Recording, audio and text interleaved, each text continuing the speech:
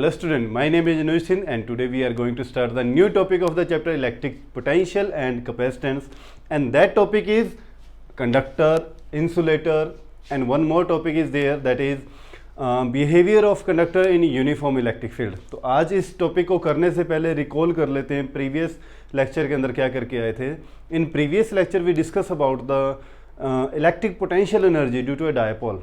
एक डायपोल को जब यूनिफॉर्म इलेक्ट्रिक फील्ड के अंदर रखा जाता था तो कितनी पोटेंशियल एनर्जी उसके अंदर आती थी, जिसको अपन ने किया था U is equal to minus PE sine theta, ठीक है। और उसकी स्टेबल और अनस्टेबल कंडीशन करी थी।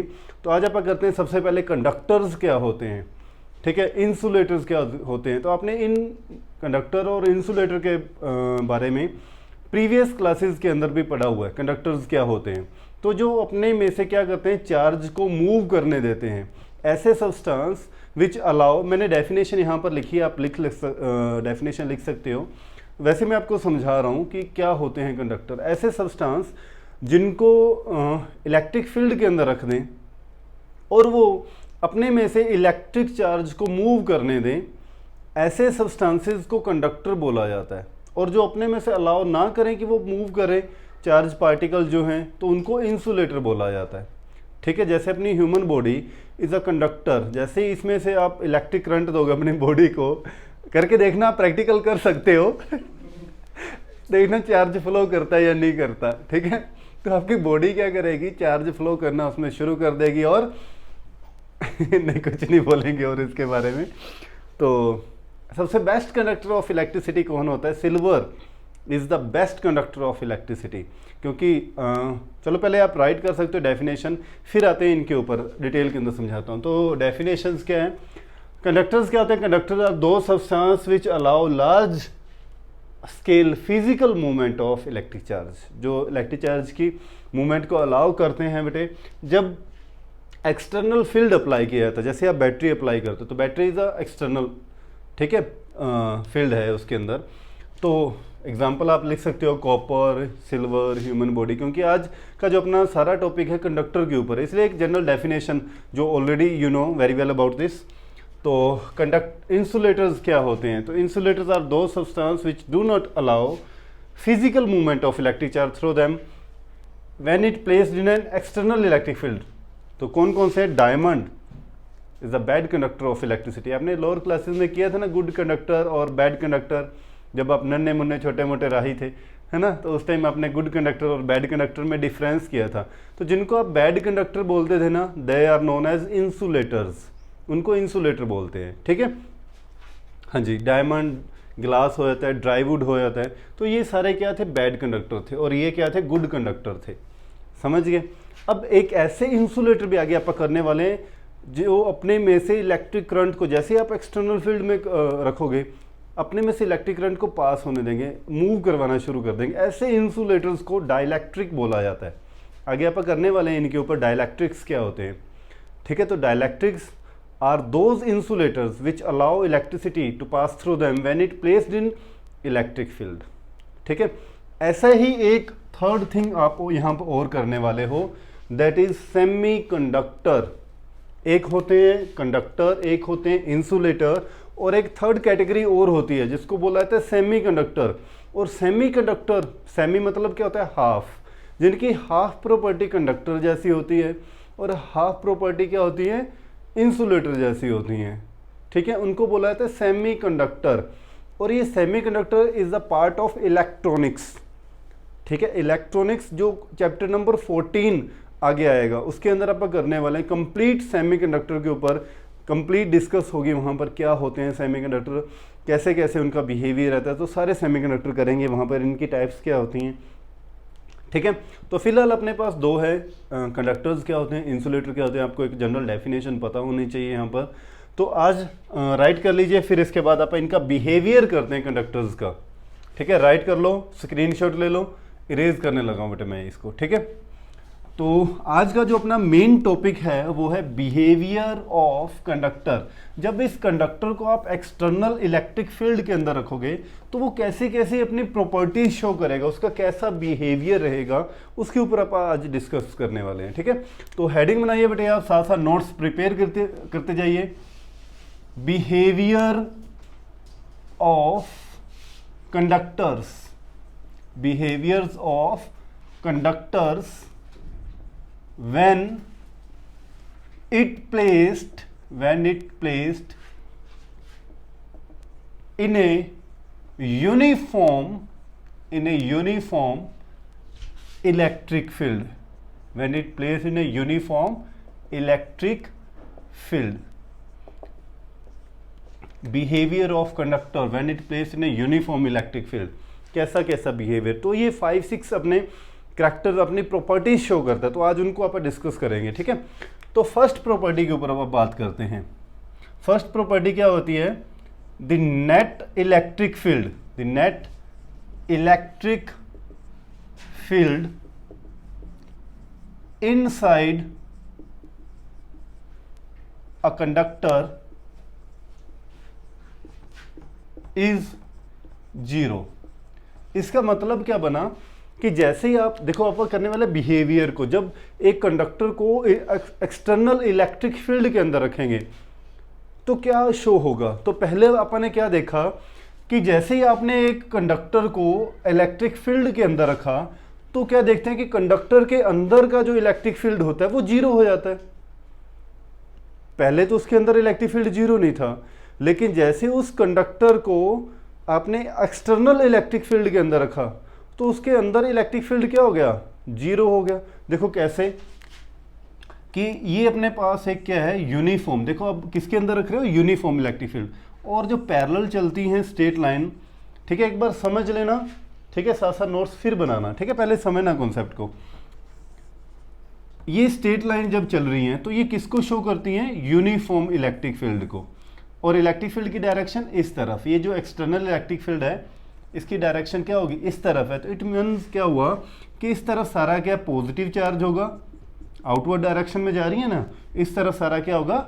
नेगेटिव चार्ज होगा। सपोज इस तरफ ये सारा क्या पॉजिटिव चार्ज है और इस तरफ ये सारा क्या है?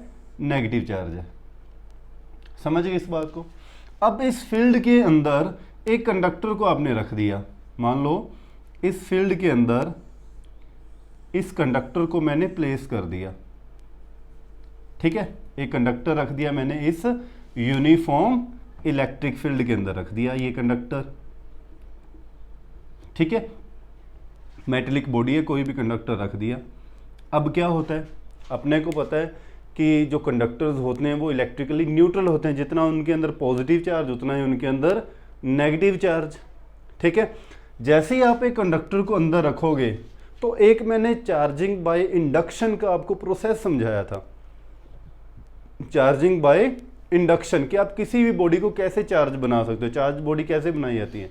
तो यहाँ पर चार्जिंग बाय इंडक्शन वाला प्रोसेस शुरू हो जाएगा कि इसके अंदर देखो पहले क्या था कि इस कंडक्टर के अंदर पॉजिटिव और नेगेटिव चार्ज इधर उधर स्प्रेड हुए थे, ये पॉजिटिव चार्ज हैं और इनके अंदर नेगेटिव चार्ज इधर उधर स्प्रेड हुए थे, लेकिन इलेक्ट्रिकली क्या था? न्यूट्रल था। जैसे ही मैंने इस कंडक्टर को यहाँ रख दिया तो ये पॉजिटिव क्या करेगा? इधर इसके अंदर जितने भी नेगेटिव उनको अपनी तरफ अट्रैक्ट करेगा और ये नेगेटिव क्या करेगा? पॉजिटिव को अपनी तरफ अट्रैक्ट करेगा। समझ गए? तो नेगेटिव सारा आ जाएगा चार्ज इस तरफ और पॉजिटिव सारा इस तरफ इकट्ठा हो जाएगा, ठीक है। जैसे ही अंदर ये इकट्ठा हुआ पॉजिटिव इस तरफ नेगेटिव इस तरफ, तो उसके अंदर भी एक इलेक्ट्रिक फील्ड बन गया, पॉजिटिव टू नेगेटिव, अंदर भी एक इलेक्ट्रिक फील्ड बन गया और उस इलेक्ट्रिक फील्ड की डायरेक्शन हमेशा किस तरफ होती है? पॉजिटिव टू नेगेटिव की तरफ। ये एक अंदर इलेक्ट्रिक फील्ड बन गया, इसको मैं इंटरनल बोल देता हूँ, इंटरनल एक इलेक्ट्रिक फील्ड। एक इलेक्ट्रिक फील्ड बाहर था, ये था external electric field. External electric field की डायरेक्शन है इस तरफ, एक अंदर इलेक्ट्रिक फील्ड बना है उसकी डायरेक्शन है उसके अपोजिट इस तरफ, ठीक है। अब ये जो अंदर वाला इलेक्ट्रिक फील्ड है ये तब तक बनता रहता है जब तक इक्विलिब्रियम की पोजीशन ना आ जाए। इक्विलिब्रियम की पोजीशन समझ रहे हो कि जितना इलेक्ट्रिक फील्ड बाहर है उतना ही अंदर इलेक्ट्रिक फील्ड ना हो जाए, तब तक ये इलेक्ट्रिक फील्ड की वैल्यू इंक्रीज होती रहती है। समझ गए? जब ये इलेक्ट्रिक फील्ड की वैल्यू इस एक्सटर्नल इलेक्ट्रिक फील्ड के क्या हो जाएगी? इक्वल हो जाएगी, तब इक्विलिब्रियम की पोजीशन आ जाएगी। अब वो इंक्रीज होना क्या हो जाएगा? बंद हो जाएगा, ठीक है। जैसे ही इक्विलिब्रियम की पोजीशन आई तो ये दोनों एक दूसरे के इफेक्ट को क्या कर देंगे, कैंसल आउट, कि जितना इसके ऊपर आपने इलेक्ट्रिक फील्ड अप्लाई किया उतना ही इसने क्या किया, आगे से उस इलेक्ट्रिक फील्ड को अपोज किया, तो नेट इलेक्ट्रिक फील्ड इसके अंदर क्या हो गया, 0 हो गया। समझ गए इस बात को। अच्छा, इसको लिखोगे कैसे, हाँ जी, तो साथ में लिखते हुए जाएंगे, when a conductor placed in a electric field, कौन सा electric field, in a external electric field, then the process of induction take place, कौन सा प्रोसेस, इंडक्शन टेक प्लेस, ठीक है। Now there is a internal electric field create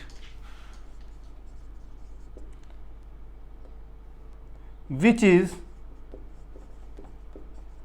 हाँ जी, जो क्या था, increases till the equilibrium position, till the equilibrium position with respect to external field, external electric field, ठीक है। there is a internal electric field create which is increases till the equilibrium position with respect to external electric field। तो उस condition में आप कहोगे कि जो external electric field is equal to and opposite to, equal to और opposite को negative sign से शो करेंगे, opposite to internal electric field, equal and opposite to internal electric field, ठीक है।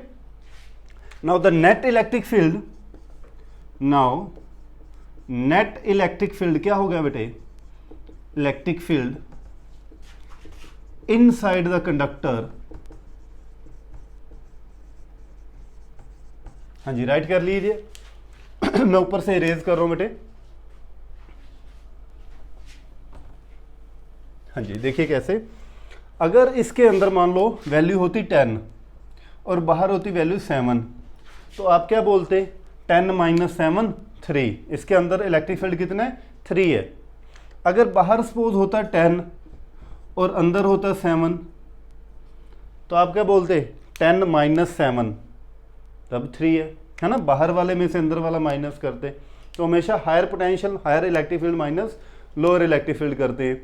तो जब आप दोनों तरफ ही वैल्यू क्या होगी, इक्वल होगी, बाहर भी 10 है और अंदर भी 10 है, इस कंडीशन में क्या होगा, जब नेट करोगे तो चाहे बाहर में से अंदर वाला माइनस करो, चाहे अंदर में से बाहर वाला माइनस करो, तो आप करोगे नेट इलेक्ट्रिक फील्ड कितना होगा, E =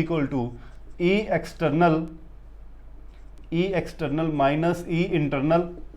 या आप टोटल करना चाहो तो नेट इलेक्ट्रिक फील्ड का मतलब होता है टोटल कर दो इलेक्ट्रिक फील्ड को, ठीक है, टोटल कर दिया तो E = क्या होगा, एक्सटर्नल कितना है, कुछ भी अपने को क्या मतलब है उससे, इंटरनल कितना है, minus of electric field, minus है ना उसके इक्वल इंटरनल, तो ये आपस में क्या हो गया, कैंसिल आउट, तो नेट इलेक्ट्रिक फील्ड कितना आ गया, 0।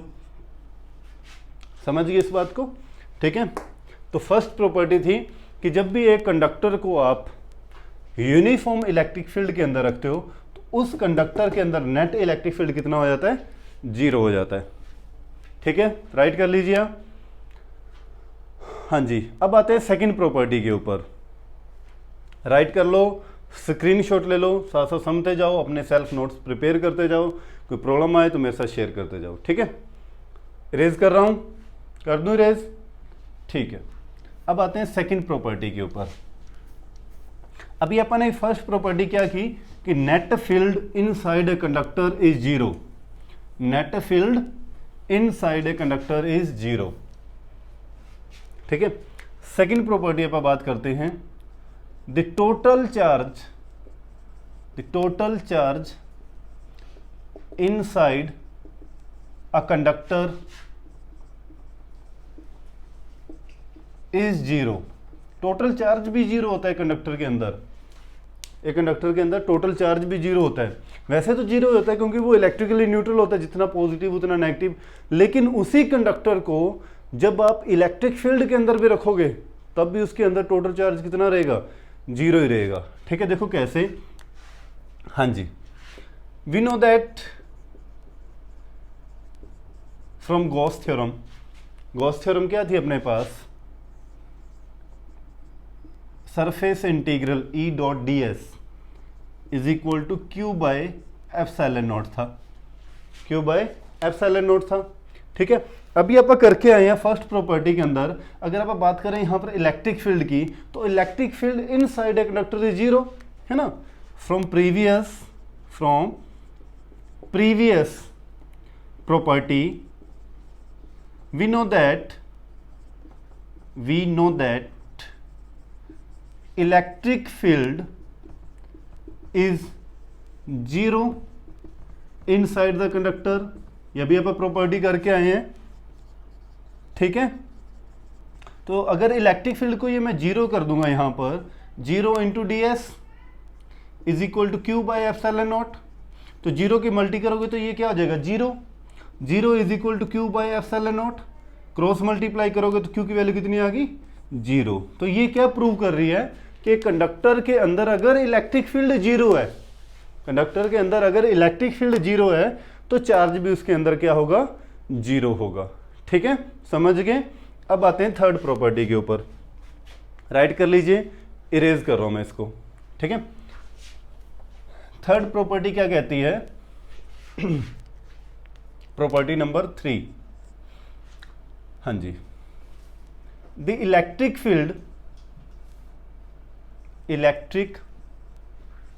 Field always perpendicular to the surface of conductor. ये बातें आप पहले भी कर चुके हैं, वो इक्विपोटेंशियल सरफेस के लिए भी ये बात करी थी, है ना। The electric field always perpendicular to the surface of conductor. ठीक है, हमेशा सरफेस के क्या रहेगा, परपेंडिकुलर होगा इलेक्ट्रिक फील्ड। देखिए कैसे, हाँ जी, ये मेरे पास एक कंडक्टर है। ठीक है, सपोज कर लेते हैं कि इलेक्ट्रिक फील्ड जो होता है वो इसके साथ कोई एंगल बना के जा रहा है, सरफेस के साथ उसने कोई एंगल बना रहा है, सपोज थीटा एंगल बना रहा है। ठीक है, थीटा एंगल अगर वो बना के जाएगा तो जब आप थीटा को रिजोल्व करोगे, यहाँ पर इलेक्ट्रिक फील्ड को रिजोल्व करोगे तो उसके दो कंपोनेंट बनेंगे, है ना। इस तरफ जो कंपोनेंट बनेगा आप क्या बोलोगे, ई कोस थीटा, और इसके इस तरफ जो कंपोनेंट बनेगा वो कौन सा बनेगा, ई साइन थीटा। ठीक है, अब इसका क्या मतलब हुआ कि अगर यहाँ पर कोई पार्टिकल है सरफेस के ऊपर, जो चार्ज कैरियर्स हैं, उनके ऊपर electric field E sine theta apply होगा, तो चार्ज क्या करेंगे, अगर किसी भी ऑब्जेक्ट के ऊपर आप इलेक्ट्रिक फील्ड अप्लाई करोगे तो वो मूव करेगा। समझ में आई, चार्ज मूव करेंगे, और मूव करने का मतलब क्या हुआ, एक कंडक्टर के ऊपर एक करंट बनना शुरू हो जाएगा सरफेस के ऊपर।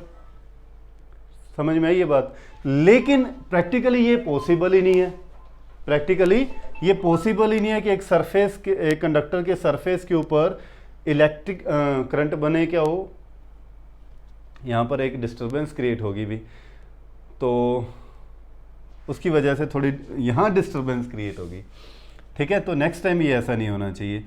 अच्छा, यहाँ पर बैठे हैं कुछ चेले मेरे, मूर्ख प्राणी यहाँ पर, जिनको ध्यान नहीं रहता है।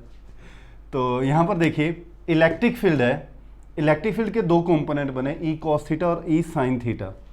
ठीक है, तो ई साइन थीटा की वजह से इसके चार्ज क्या करेगी, जैसे इलेक्ट्रिक फील्ड इनके ऊपर अप्लाई होगा तो ये मूव करना शुरू करेंगे, चार्ज कैरियर अगर मूव करेंगे तो करंट बनता है, यही होता है प्रोसेस। तो लेकिन प्रैक्टिकली क्या होता है कि इसके ऊपर कोई करंट नहीं बनता है। रीज़न, करंट तब बनता है जब मैं इसको चार्जेस को एक एक्सटर्नल पोटेंशियल अप्लाई करूं, एक बैटरी अप्लाई करूंगा तो एक्सटर्नल पोटेंशियल चार्ज मूव करते हैं high potential to low potential, लेकिन मैं तो यहाँ पर कोई एक्सटर्नल फील्ड अप्लाई कर ही नहीं रहा हूँ। ठीक है, तो यहाँ पर करंट मूव नहीं करेगा। ठीक है, तो यहाँ पर एक ही सिस्टम रहता है यहाँ पर कि इलेक्ट्रिक फील्ड जो होता है ऐसे नहीं होता है वो कभी भी, ई साइन थीटा जो कंपोनेंट कभी भी अप्लाई नहीं हो सकता। ठीक है, तो कंक्लूजन क्या निकलता है, और प्रीवियस अपने इक्विपोटेंशियल सरफेस के अंदर भी इस चीज को प्रूव किया था कि इलेक्ट्रिक फील्ड हमेशा क्या होता है, नॉर्मल टू सरफेस होता है। ठीक है, तो ये प्रॉपर्टी ध्यान रखना, electric field always perpendicular to the surface of the conductor. ठीक है, हाँ जी, फोर्स प्रॉपर्टी देखो, कर ली राइट, रेज कर रहा हूं मैं। ठीक है, गुरप्रीत सिंह यहाँ बैठे हैं, एक अपने खास थिंद कैटेगरी से बिलोंग करते हुए, अपने खास सज्जन मित्र, जो कि बहुत तगड़ी चीज़ है, आजकल नया फ़ोन भी लेने वाले हैं, तो इससे स्पेशल पार्टी भी होने वाली है ना।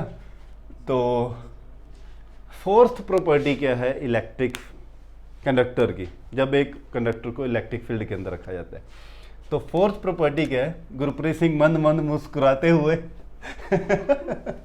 ठीक है, फोर्थ प्रॉपर्टी है, हाँ जी, डिस्ट्रैक्ट मत करो भाई, हाँ जी, क्या थी property fourth, the net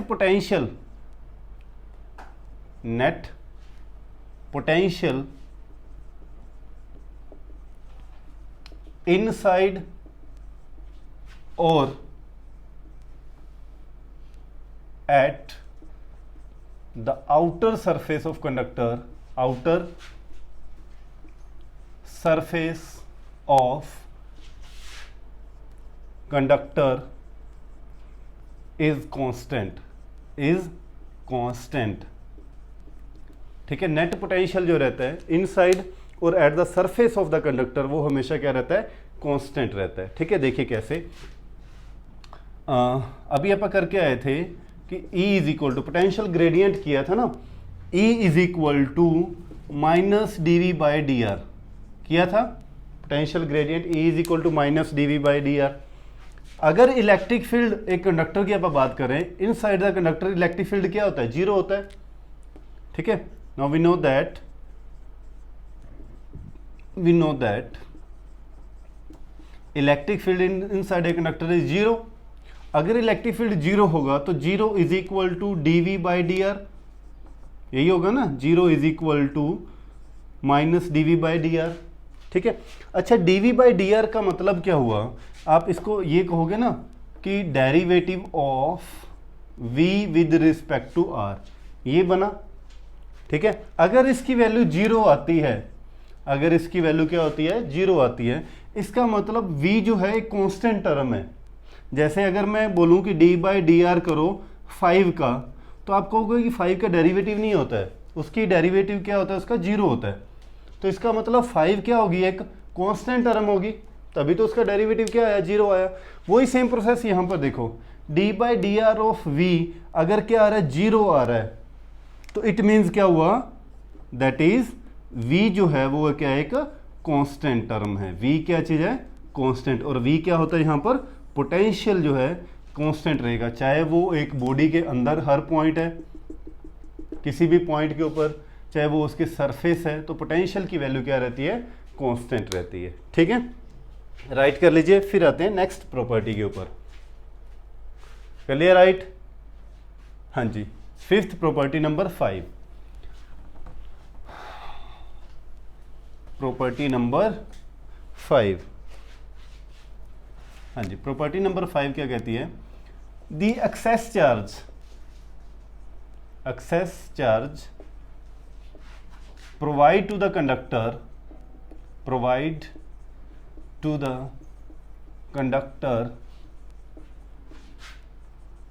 resides only at its outer surface।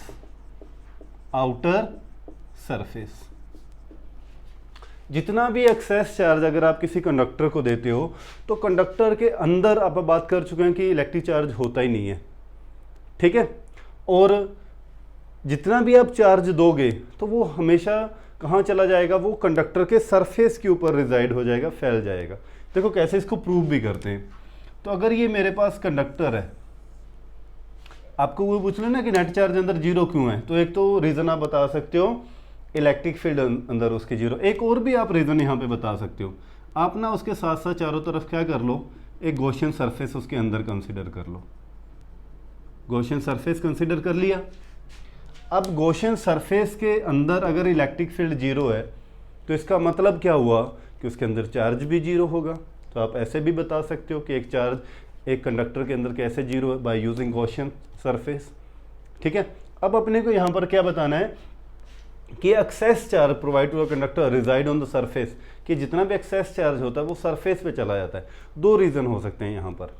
एक रीज़न क्या है कि अगर आप उसके अंदर सारा चार्ज प्लेस कर देते हैं वॉल्यूम के across, surface charge volume surface volume charge distribution, surface charge volume क्या हो गया, वॉल्यूम चार्ज डिस्ट्रीब्यूशन ऐसे हुआ। अब सारा अगर आप पॉजिटिव दोगे तो पॉजिटिव एक दूसरे को क्या करेंगे, रिपेल करेंगे, एक दूसरे से ज़्यादा दूर जाएंगे, तो वो कहाँ आ जाएंगे, उसके सरफेस पे आ जाएंगे, सारे बाहर चले जाएंगे, दूर हो जाएंगे एक दूसरे से। एक तो रीज़न ये रहता है। सेकंड, आप इसको प्रूव कर सकते हो by Gauss theorem, by Gaussian surface आप इसको प्रूव कर सकते हो। देखो मैंने एक कंडक्टर लिया, कंडक्टर के बिल्कुल अंदर की तरफ मैंने क्या किया, गॉसियन सरफेस ड्रॉ कर दिया। ठीक है, अपने को पता है गॉसियन सरफेस के अंदर इलेक्ट्रिक फील्ड जीरो है। इसका मतलब क्या हो गया, इलेक्ट्रिक फील्ड जीरो मतलब अंदर चार्ज भी जीरो है। तो वो जो चार्ज प्रोवाइड करवाया फिर वो गया कहाँ, वो कहाँ चला जाएगा, reside on the surface of the conductor. जितना भी चार्ज होता है वो कभी भी उसके अंदर नहीं जाता है, वो चार्ज कहाँ जाएगा, on the surface of the conductor चला जाएगा। ठीक है, उसके अंदर चार्ज क्या होता है, नेट चार्ज जीरो होता है। ठीक है, तो ये मैं अपने क्या कंसीडर किया था, ये क्या चीज़ है, एक गॉसियन सरफेस की हेल्प से आप ये प्रूव कर सकते हो कि इनसाइड द कंडक्टर क्या होता है, electric field zero, charge zero, सारा चार्ज कहाँ रिजाइड हो जाएगा, on the surface of the conductor. ठीक है, राइट कर लीजिए। फिर आते हैं प्रॉपर्टी नंबर 6 के ऊपर, कर ले राइट। हाँ जी, इरेज कर रहा हूँ मैं इसको।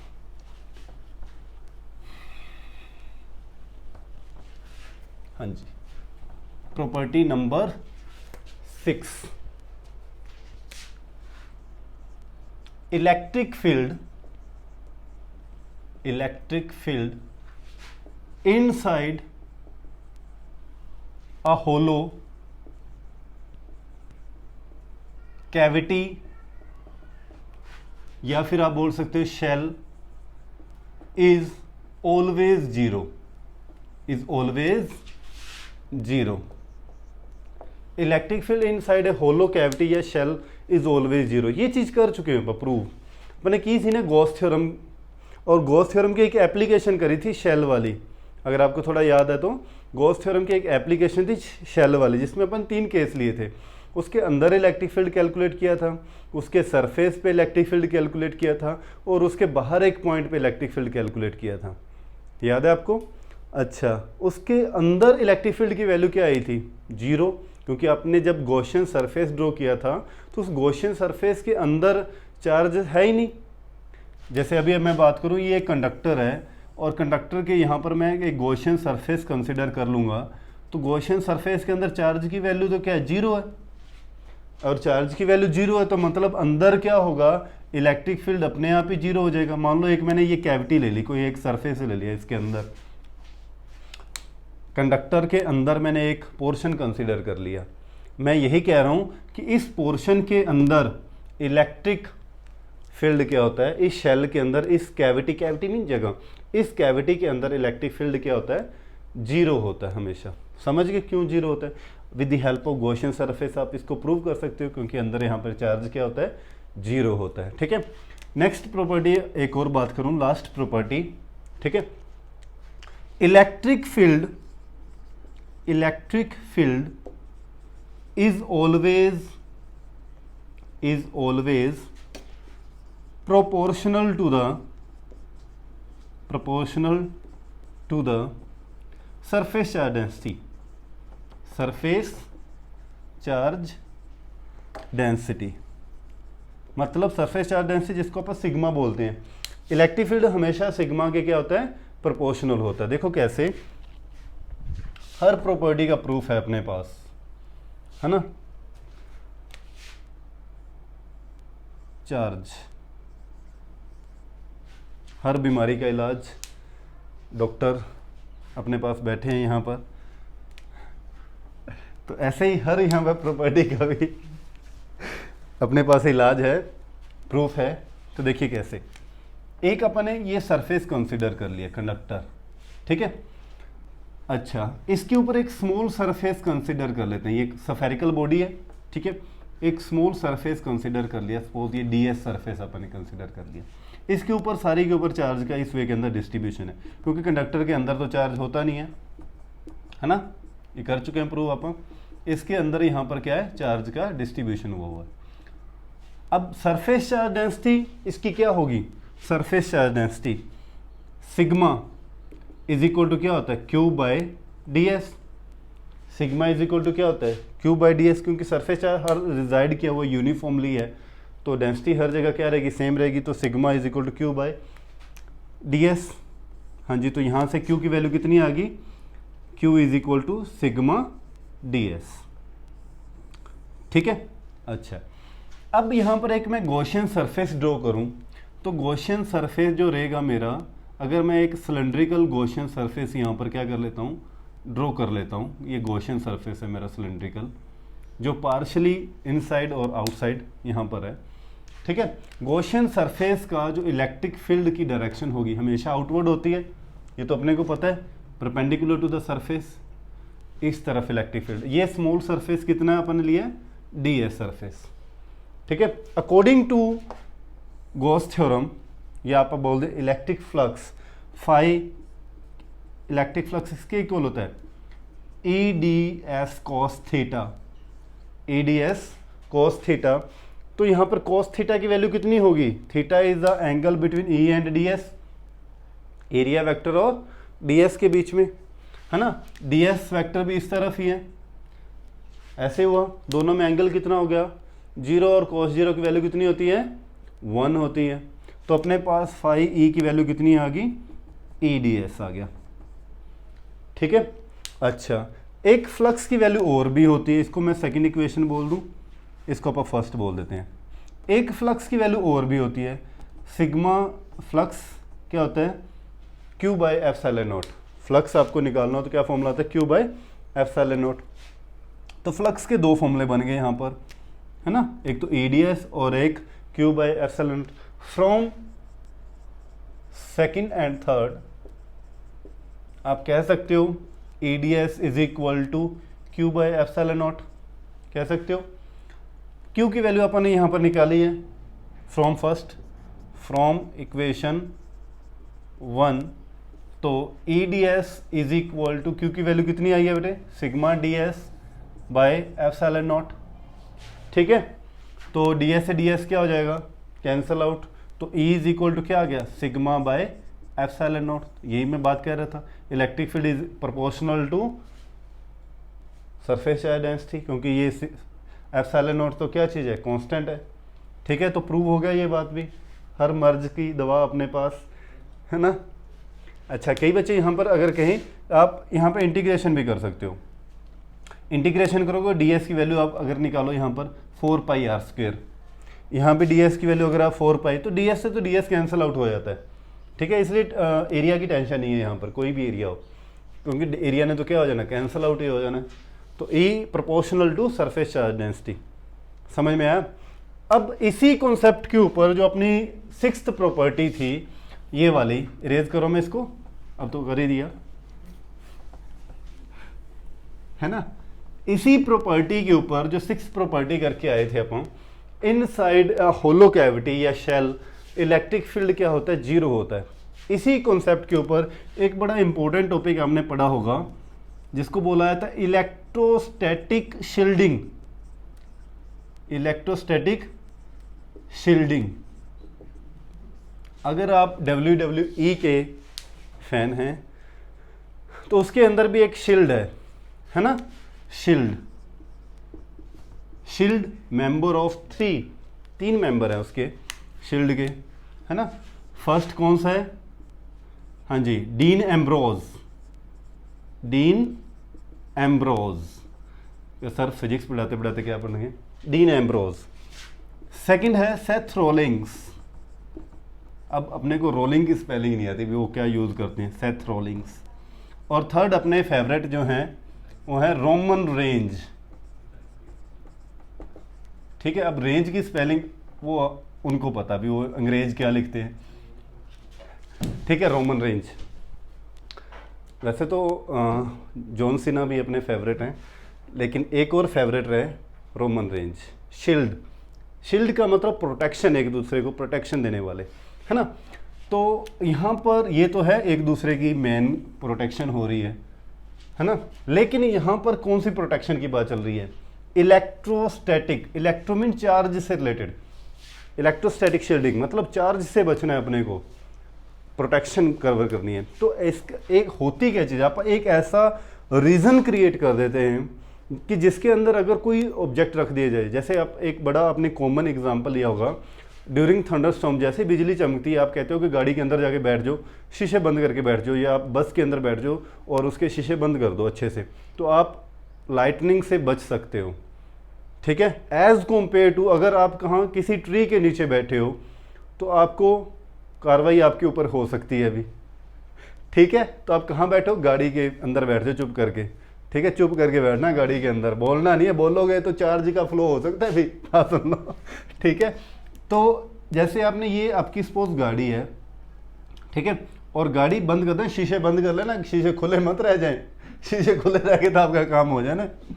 ये क्लोज कैविटी है, ठीक है, इसके अंदर ये भाई साहब बैठ गए, नाम है इसका नाम नहीं लूंगा, वो बंदा अपने आप समझ गया, हाथ मार रहा है इधर उधर के, मेरा नाम मत लेना। ये एक बंदा बैठ गया भाई, ठीक है। अब ये बंदा लाइटनिंग हो रही है, ये लाइटनिंग हो रही है, लेकिन ये सेफ है। रीज़न क्या है, क्योंकि इनसाइड द कैविटी, अभी आप प्रूव करके आए हैं कि inside the cavity electric field क्या है बेटे, जीरो है। इलेक्ट्रिक फील्ड जीरो है तो चार्ज जीरो है, ये सेफ है। तो ये इलेक्ट्रिक शील्डिंग बन गई, इसको आप क्या बोलोगे, शील्ड, प्रोटेक्शन कर रही है ये, है ना। शील्ड प्रोटेक्शन कर रही है, ये किससे प्रोटेक्शन कर रही है, इलेक्ट्रिक चार्ज से। ये क्या चीज़ है, लाइटनिंग है। लाइटनिंग मतलब flow of electric charge, lightning से आपको बचा रही है। क्यों, अंदर इलेक्ट्रिक फील्ड क्या है, जीरो है एक कैविटी के अंदर। ठीक है, इसको बोलते हैं इलेक्ट्रोस्टैटिक शील्डिंग। तो आप इसकी डेफिनेशन भी लिख सकते हो, the process of making a region free from electric field, एक ऐसा रीजन जो इलेक्ट्रिक फील्ड से क्या है, फ्री है। मतलब यहाँ पर इलेक्ट्रिक फील्ड क्या है, जीरो है, तो उसको क्या बोला जाएगा, इलेक्ट्रोस्टैटिक शील्डिंग। इसके आप ये डेफिनेशन दे सकते हो कि a person is safe inside the, कहाँ पे, इनसाइड द कार और ए बस rather than A sitting under a tree during lightning. ठीक है। सेकंड, आप इसके अंदर एक और भी एग्जांपल दे सकते हो कि हमेशा क्या होता है, अपने पास एक ऐसा इलेक्ट्रिकल कंपोनेंट है, ठीक है, जिसको अगर मैं इलेक्ट्रिक फील्ड के अंदर रखूँगा तो क्या होगा कि उसके ऊपर डैमेज होने के चांस ज़्यादा हो जाते हैं। ठीक है, तो आप उसके अंदर क्या किया जाता है कि अगर मेरे पास ये एक सपोज सेल फोन है जैसे अपना, अगर सेल फोन को मैं एक इलेक्ट्रिक फील्ड के अंदर रखूँगा तो शायद ये डैमेज होने के चांस रहें। तो मैं क्या करूँगा कि एक मेटलिक बॉडी ले ली, मेटलिक बॉडी के अंदर एक कैविटी है, क्योंकि अगर ये क्लोज कंडक्टर है तो क्लोज कंडक्टर के अंदर इलेक्ट्रिक फील्ड क्या होता है, जीरो। तो मैंने यहाँ पर अपना स्मार्ट आईफोन रख दिया। ठीक है, अब मैं चाहे इस कंडक्टर को कहाँ रख दूँ, एक एक्सटर्नल इलेक्ट्रिक फील्ड के अंदर रख दूँ, समझ गए। तो जैसे एक्सटर्नल इलेक्ट्रिक फील्ड के अंदर रखूँगा तो ये तो इसके अंदर इलेक्ट्रिक फील्ड क्या है, जीरो है। अंदर इलेक्ट्रिक फील्ड जीरो होगा तो मेरे फ़ोन के ऊपर, आईफोन के ऊपर कोई इफेक्ट पड़ेगा नहीं। ठीक है, तो ये रीज़न रहेगा यहाँ पर। ये किसका काम करने लगी बेटे, ये बाउंड्री, ये इलेक्ट्रोस्टैटिक शील्डिंग का काम कर रही है। ठीक है, तो आई होप ये आपको समझ में आया होगा। ठीक है, ये पर्सन जरूर समझ में आया होगा आपको, कौन बैठा है ये। ठीक है, कमेंट करके आप इसका नाम जरूर बताएं इस पर्सन का।